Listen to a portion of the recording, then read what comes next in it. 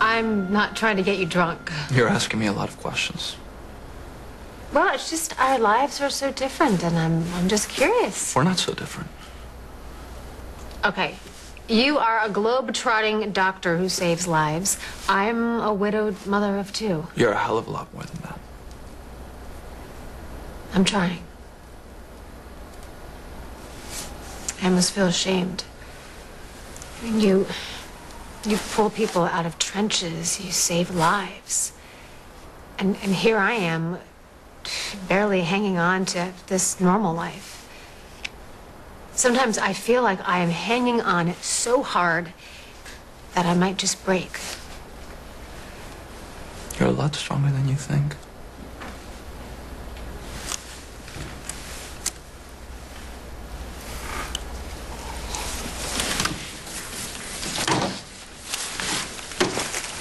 Was it something I said?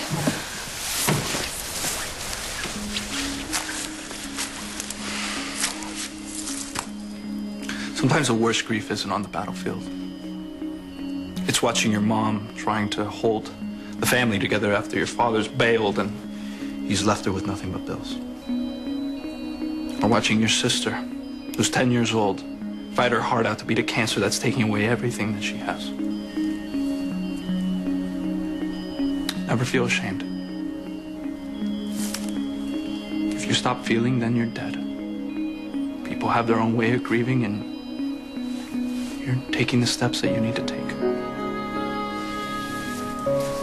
Crawling is more like it. Yeah, but you're here. You're out. I know this is the first time you've gotten out since Sax died. But you did it. Now, is there any more questions that you're dying to ask me? No. I think I have all my answers. My concern is for Kendall. And if Griffin thinks that she's in some kind of trouble... Hey, I never said that. I want to do everything that I can for her. She's going through a difficult enough time as it is. Look, if your brother wants to go around getting roughed up, then that's... Whoa. How do you know about that? I've seen enough on the streets to know when a guy's been in a fight. And whatever the reason is, look, I just don't think that Kendall should be hanging around with him, especially not now. Wait, my brother is the most amazing guy that I've ever known, all right? I would trust him with my life. I would trust him with anyone's life. I don't mean to insult you. I don't mean to insult your brother. I'm just saying... I know exactly what you're saying. You want Griff to back off Kendall. And you're hoping that I'll say something. Well, let me tell you, I'm not going to say anything because I actually think they're good for each other. You know what? You need to back off. I'm done. Uh-huh. Me too.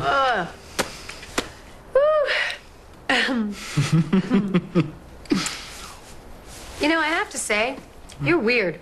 Oh. Yeah. You carry spare anoraks and women's boots in your car and lanterns. I mean, who does that? Oh, I've had this baby forever. All-night vigils with my patients, and I kept this thing burning all night long. You know, I haven't been able to sleep with the lights off yet. So this little glow in the dark, it's very comforting. It is. When we were in the ambulance and you promised that you'd save my life, how could you have known what was going to happen? I mean, you couldn't have. I had this picture in my head of you getting home to your boys. Laughing, smiling, hugs and kisses. I knew I had to make that happen. You didn't even have the right equipment. But I had that picture in my head. So I went for it. And I gave you my word. And when I give you my word, it's a done deal. For so long, I have been holding my breath, waiting for, I don't even know what, to stop feeling this pain over losing Zach, to find the right words to say to my boys, to be able to sleep at night with the lights off. So I'm going to do what you did. Just make sure you don't do it in a wrecked ambulance. No, that I won't do.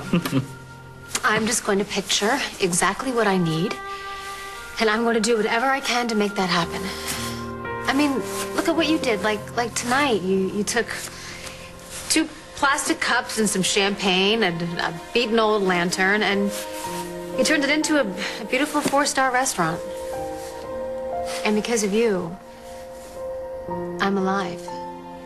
To stuff myself with too much dessert, breathe in the spring right around the corner, and share it all with a friend.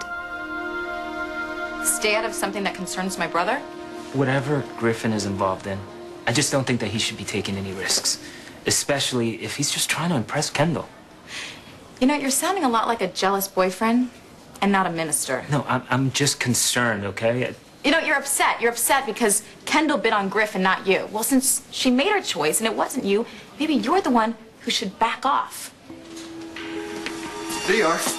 Hi, honey. Here to take my wife back. Sure. Well, thanks for bidding on me. All for a good cause, right?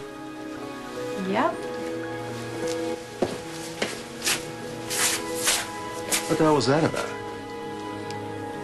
I'm not sure. You really think Reverend Torres has something for Kendall? I don't know. I mean, he was really, really cool with my patients, but I don't know. I had this idea of what a reverend should be, and he isn't it. Well, whatever's going on between the two of you was pretty intense. Yeah. I hope I didn't come off as too, Neanderthal, coming in and demanding my wife back. I liked it. Yeah?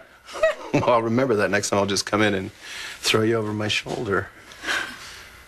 It was kind of embarrassing. I mean, I walked in and I saw the two of you together, and I know it's supposed to be a fake marriage and everything, but for a minute I could have sworn it was like feeling possessive. Are you jealous? I'm not jealous. You That's are such a harsh. jealous. So Jealous is sweet. the wrong way to go. Oh my God. What? It's a box. It is a box. Did you order something for the wife cave? It's for you. For me? Thank you, present. Really? Mm-hmm. Would you give me a box of cigars? No.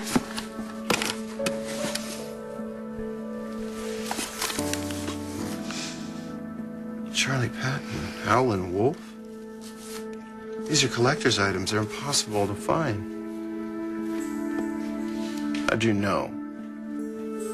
I found your turntable and your collection of blues 45s, and I thought you might want some more.